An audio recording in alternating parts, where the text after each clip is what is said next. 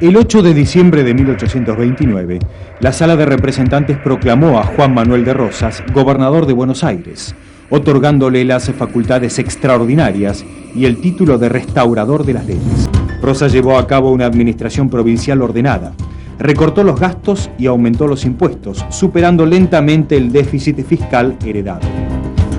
Reanudó las relaciones con la Santa Sede, suspendidas desde 1810.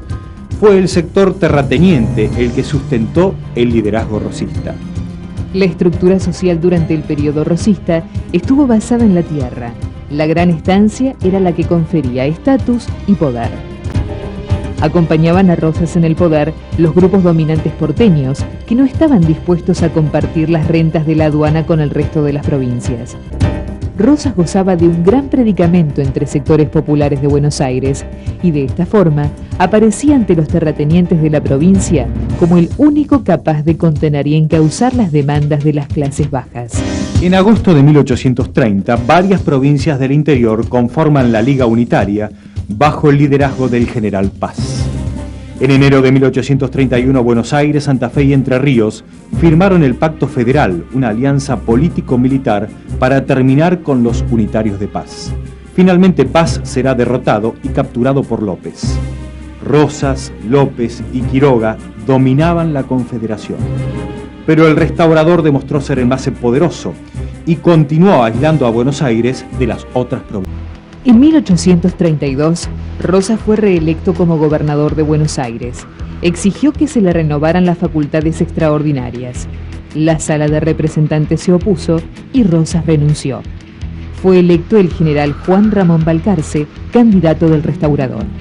Entre 1833 y 1834, Rosas emprende la campaña del desierto financiada por la provincia y por los estancieros bonaerenses preocupados por la amenaza indígena sobre sus propiedades.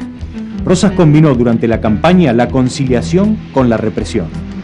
Pactó con los Pampas y se enfrentó con los Ranqueles y la confederación liderada por Juan Manuel Calfucurá.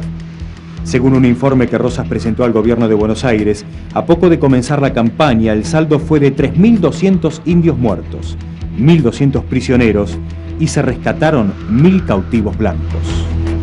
El 2 de enero de 1833 se produjo la ocupación británica de las Islas Malvinas, por entonces dependientes de la gobernación de Buenos Aires. El gobierno de Balcarce protestó ante Londres, pero sus reclamos fueron ignorados. Rosas se alejó de la provincia, pero no de los manejos políticos. Su mujer, Encarnación Escurra, era su fiel representante y con el apoyo de la Mazorca conspiró contra los gobiernos de Balcarce, Viamonte y Massa, que se sucedieron durante la ausencia del restaurador. La agitación política conducida por Encarnación contribuyó de manera decisiva a crear un clima de gran inestabilidad favorable a los intereses de Rosas. El éxito obtenido por el restaurador en la campaña aumentó aún más su prestigio político entre los propietarios bonaerenses, que incrementaron su patrimonio al incorporar nuevas tierras y se sintieron más seguros con la amenaza indígena bajo control. El caudillo riojano Juan Facundo Quiroga residía por entonces en Buenos Aires bajo el amparo de Juan Manuel de Rosas. Quiroga había manifestado al restaurador sus inquietudes sobre la necesidad de convocar a un congreso y organizar constitucionalmente al país. Rosas se opuso argumentando que no estaban dadas las condiciones mínimas para dar semejante paso y consideraba que era imprescindible que previamente cada provincia se organice. A Rosas no se le escapaba que la organización nacional implicaría la pérdida para Buenos Aires del disfrute exclusivo de las rentas aduaneras, entre otros privilegios. Ante un conflicto desatado entre las provincias de Salta y Tucumán, el gobernador de Buenos Aires, Manuel Vicente Massa, quien respondía políticamente a Rosas, encomienda a Quiroga una gestión mediadora. Tras un éxito parcial, Quiroga emprende el regreso y es asesinado el 16 de febrero de 1835 en Barrancayaco, provincia de Córdoba. La muerte de Quiroga determinó la renuncia de Massa y provocó entre los legisladores porteños que prevaleciera la idea de la necesidad de un gobierno fuerte, de mano dura. Por una amplia mayoría de votos expresados en la legislatura y a través de un plebiscito, fue electo nuevamente Juan Manuel Rosas en marzo de 1835, esta vez con la suma del poder público. La hegemonía rosista se consolidó mediante la unificación ideológica del pueblo de Buenos Aires a través del uso obligatorio de la divisa punzó, del riguroso control de la prensa y de una dura represión a la oposición realizada por la Sociedad Popular Restauradora, conocida como la Mazorca.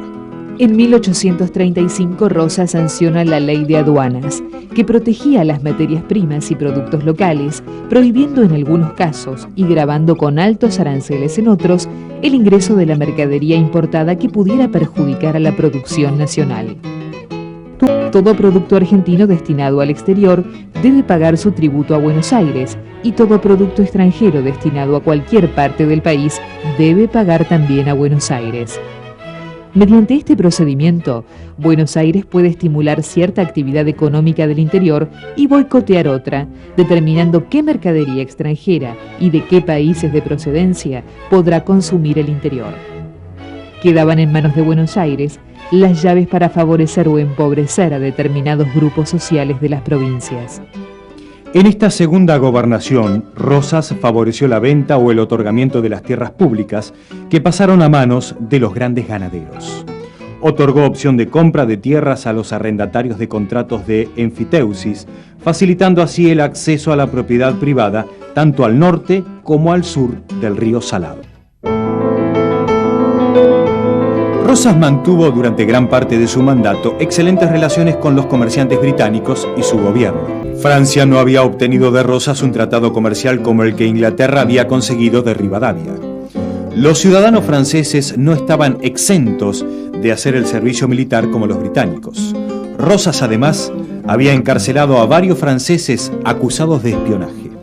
Se produce un conflicto diplomático y las naves francesas que estaban estacionadas en el Río de la Plata bloquearon el puerto de Buenos Aires a fines de marzo de 1838. El bloqueo se mantuvo por 2 años, generando una obligada política proteccionista más allá de la ley de aduanas. El bloqueo produjo ciertas grietas en el bloque de poder. Los ganaderos del sur de la provincia se rebelaron contra Rosas ante la caída de los precios de la carne y las dificultades provocadas por el cerco francés al puerto. Durante el bloqueo se reanudó la guerra civil.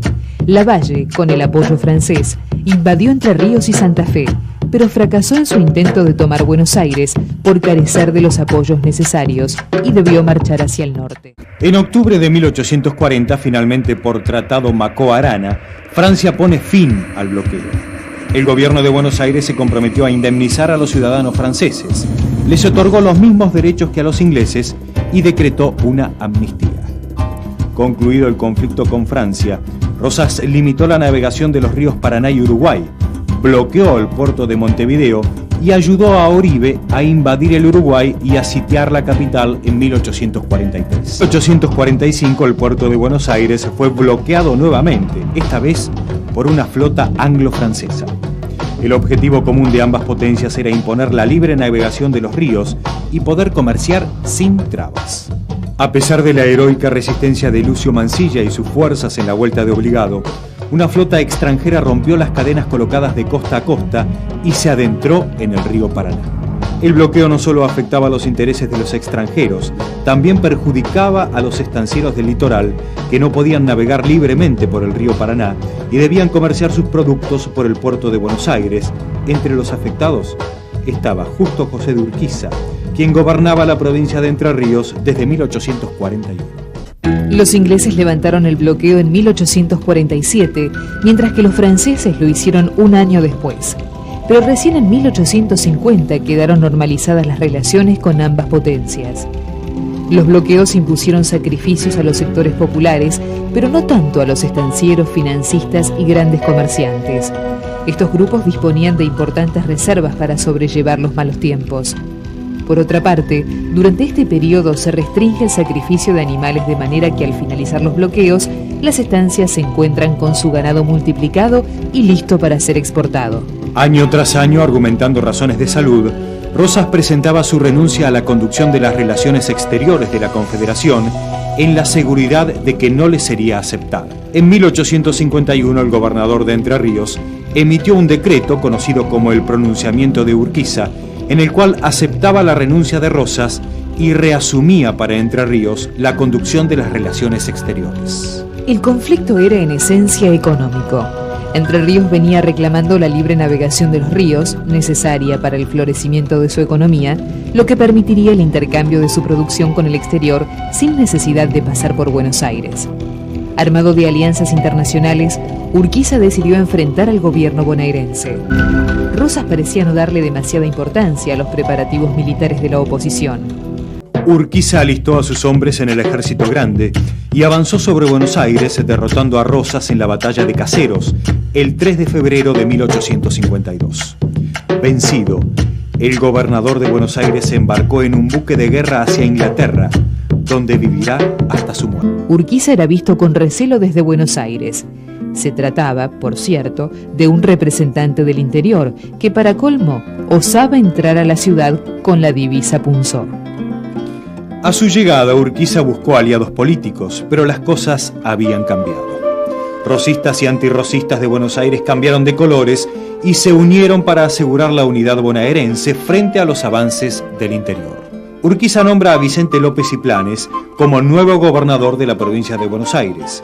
Convoca además a los gobernadores de las provincias a firmar un acuerdo en San Nicolás el 31 de mayo de 1852 con el objetivo de lograr un consenso que permita la sanción de una nueva y definitiva constitución.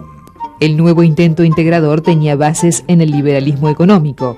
Se dicta la libre navegación de los ríos y la supresión de las aduanas interiores. Además, se designa al general Urquiza como director provisional de la Confederación Argentina, asignándole algunas facultades extraordinarias, como el mando de las fuerzas militares y el control de todas las rentas. El acuerdo convoca a un Congreso General Constituyente. La legislatura bonaerense rechazó el acuerdo tras largos debates parlamentarios. La convocatoria al Congreso Constituyente, al que debían concurrir 2 representantes por cada provincia, sin tener en cuenta la proporción poblacional, colmó la paciencia de los porteños, que rechazaron de plano el acuerdo. Los porteños, viendo amenazados sus privilegios, cierran filas y forman el Partido Liberal.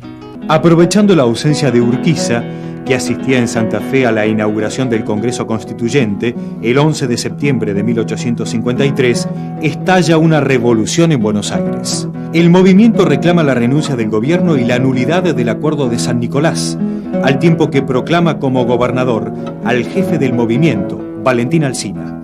Pero casi simultáneamente tropas federales que respondían a los intereses del litoral sitian Buenos Aires, exigiendo el cumplimiento del acuerdo. El Congreso Constituyente finalmente pudo reunirse sin contar con la presencia porteña. Las bases de Alberdi y el modelo de constitución de Estados Unidos sirvieron como puntos de partida en la redacción del texto final.